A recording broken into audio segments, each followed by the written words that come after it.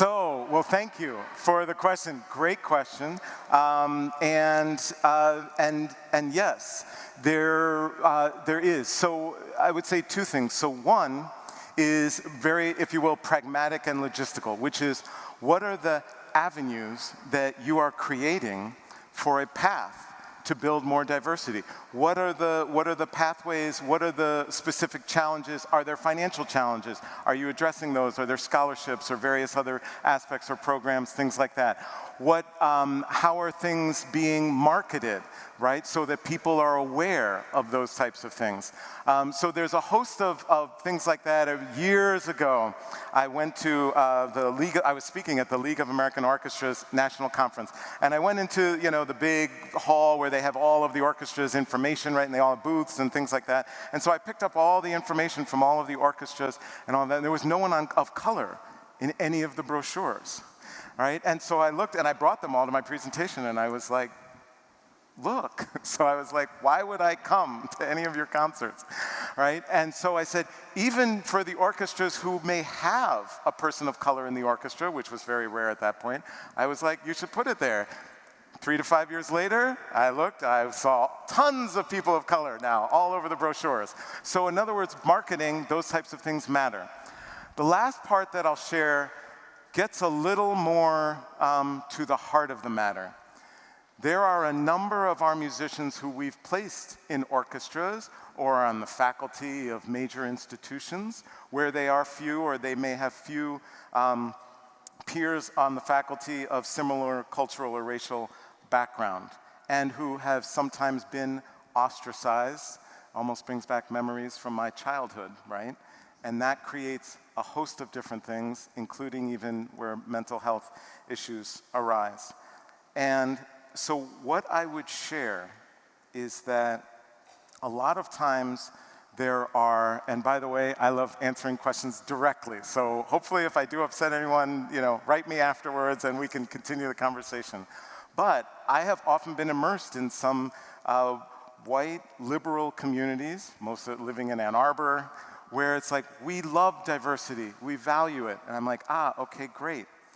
That means, though, that when you diversify, if you are going to, the culture of your community may change. Are you actually open to that? So, for example, there are stereotypically different ways that white people and black people communicate. And so there are times, if I'm hanging out in a social environment, say at dinner, on a beautiful porch overlooking the lake, if 95% of the people I'm eating with are black, there may be a different dynamic level of conversation going on. And if 95% of the people are white, there may be a different dynamic level. And I know a lot of people who genuinely want to diversify their dining space, but if they think people are kind of loud, they're like, that's not the way it used to be. These are realities that we have to talk about, and we have to be ready to think about and welcome and embrace, because separate from the functional things that we absolutely need to do, scholarships, direct financial obstacles, things like that, how are we marketing, all of these types of things, what does our staff look like, et cetera, what's our actual programming reflect, all of those things. But beyond that, we have to say, do we want to evolve our culture, the way we interact? And it may be the way we talk, the way we laugh, the music that we hear, the sounds that are coming. And it was amazing because I believe that young people always drive this. So my biggest experience, I came in last night and I was up late and I was just sitting out kind of near the water, and young people biking like at midnight. And their conversations and the things that they were doing and saying and all of that, I was like, now that may be the future of Chautauqua. And they were diverse, too. So just a brief kind of comment, something that I observed.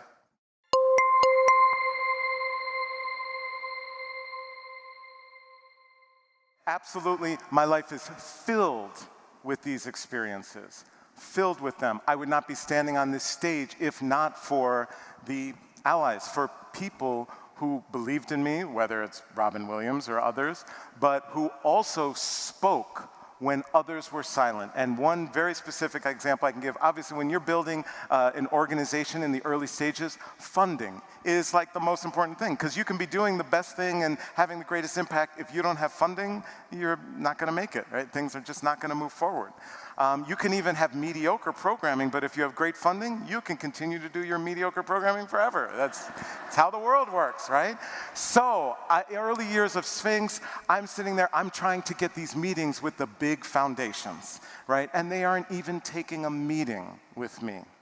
And so Ken Fisher, who at the time was the president of UMS, the University Musical Society, one of our incredible arts leaders, one of my biggest mentors.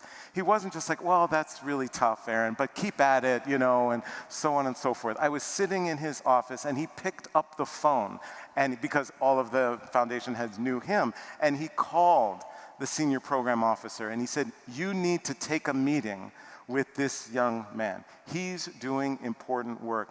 He took it beyond mentorship, beyond being a role model. He was an active advocate for me. He spoke when everyone else was silent. A white man, right? One of my biggest mentors. And meanwhile, I had so many people who weren't speaking up, but like, this sounds so great, so wonderful. Yeah, go try that, Aaron. Go on with that. Competition for Black and Latino musicians. You know, good luck with that. But he got on the phone and did that. And that is the result of that resulted in our first, I won't name the foundation, but we are now partnered with basically every major foundation that funds the arts. And it's because of exactly what Ken Fisher did. And there are a host of others who have played that role in my life personally, and certainly for any of the organizations that I've been involved in.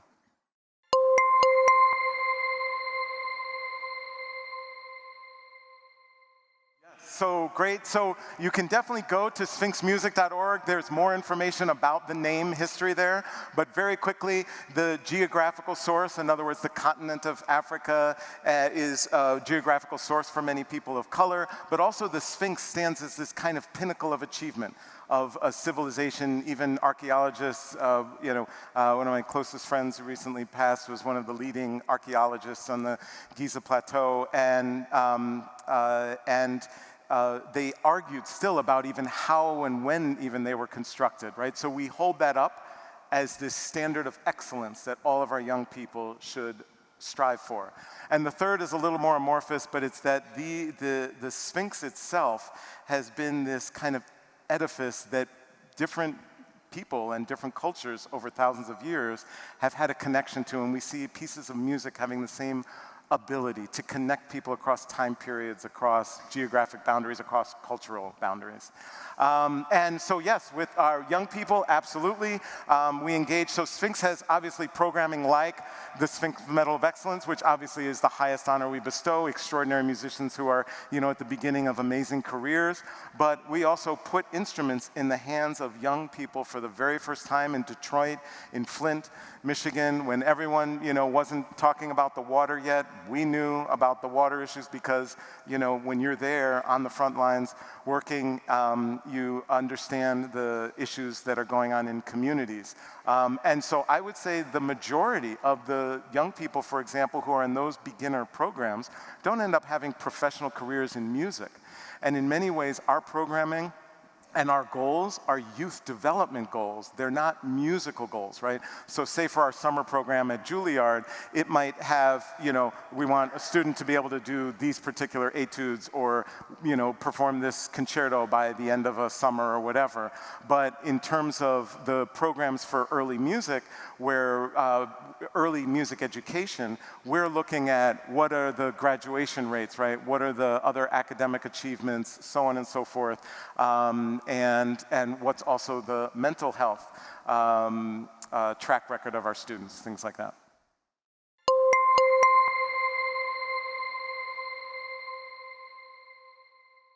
the single greatest existential threat to the Sphinx organization and its work is the ongoing issues in DEI. Sphinx considers it, yeah, exactly. So it's, Sphinx considers it an existential threat.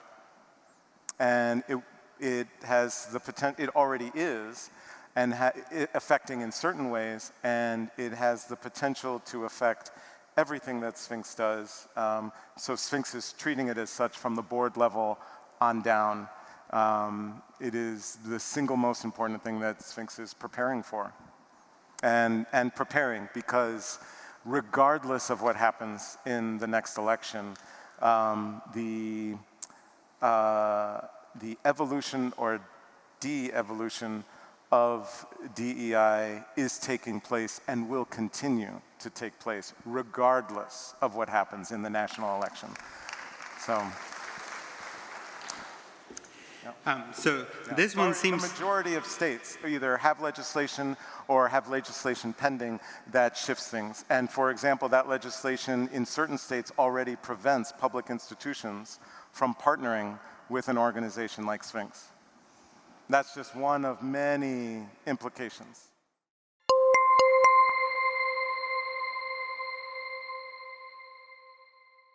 Well, I think the statement that I'm making is that I'm in love with my wife because she designed this jacket, Alpha. So one thing that we love, and she often, whether earrings or even her glasses, some of her pairs of glasses, we like asymmetry, right? Kind of that not everything is balanced, that there's difference and so on and so forth. So, she's from Azerbaijan, born originally in Moscow, but grew up in Azerbaijan, in Baku, Azerbaijan. And so she worked with an amazing artist there and designed and made this jacket in Baku, Azerbaijan. So.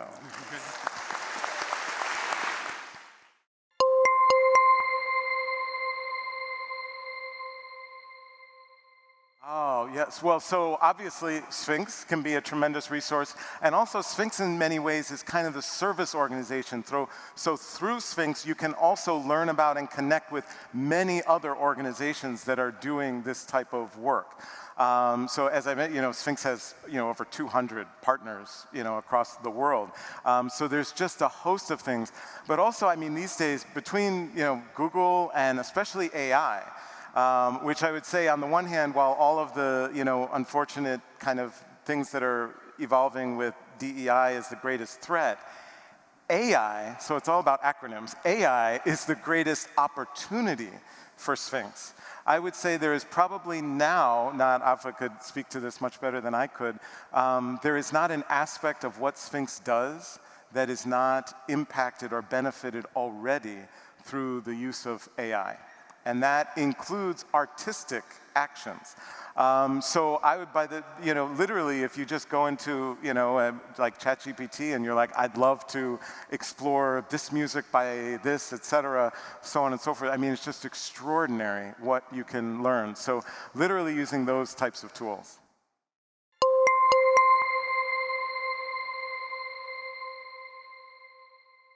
So yeah, great question. It's in the book, coming out in 2 weeks. No. Lessons in Gratitude, University of Michigan Press. No. So it's a great question, and it's a mix. So my adoptive mother passed away from cancer now 18 years ago. And one of the things that I'm most grateful for is that we were able to reconcile before she passed, and we were able to spend time, and especially had a very meaningful dinner. And it was actually the year before Afa and I got married, but she knew we were in love, and she said she felt like she could be at peace knowing that I kind of had that partnership moving forward in life. So we shared a very special time. I would say, you know, while we reconciled, the past was still there, and a huge gap of my development and early years they missed out on. So there was that. And then over a decade ago, I actually wrote my first memoir, which my adoptive father did not like, because I was honest. Honesty is just a core thing for me, and so if I'm going to share my story, I have to be honest, and so I was, and about my childhood, and some things I didn't get into, of some pretty severe discipline and things like that, that today are like, no-go. We haven't spoken since. And he lives in Uppsala, Sweden, with his new wife. I saved my birth family for later, because in a way more positive, which is that we had, of course, this amazing reunion. My sister is incredible. After we are here, we are literally going directly to Maybrook and near Newburgh, New York, where we're having a birth family reunion. I'll even meet more people I haven't met, and so on and so forth. And me and my sister are like this. We were just together a couple weeks ago. So she's just extraordinary. We have the closest relationship, even though we didn't grow up together. And 17 years divide us, our ages. My birth father passed away a year and a half ago on my birthday, on 9/11, which of course was deeply sad, but we were able to share a connection.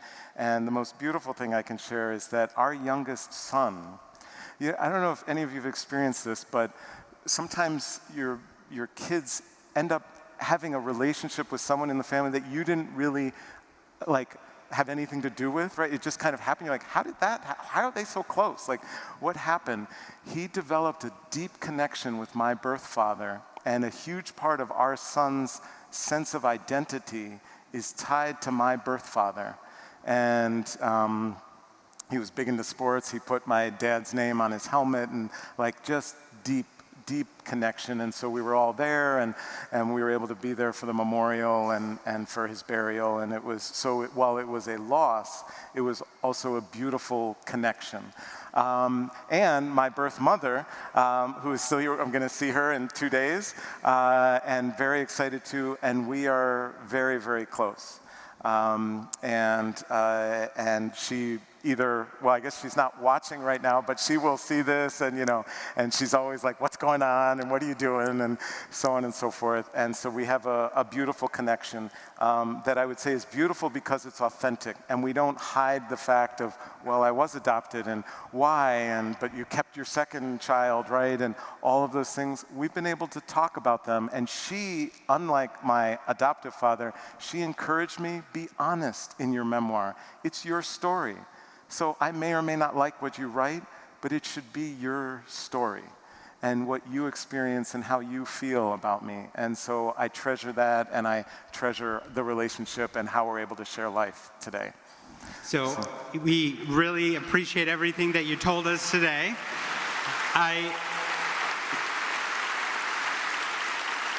I also think it's really important that we honor the work that AFA does. So may I ask you to stand or wave so that we may recognize you as well. Thank you, Chautauqua, for being here. Have a great afternoon.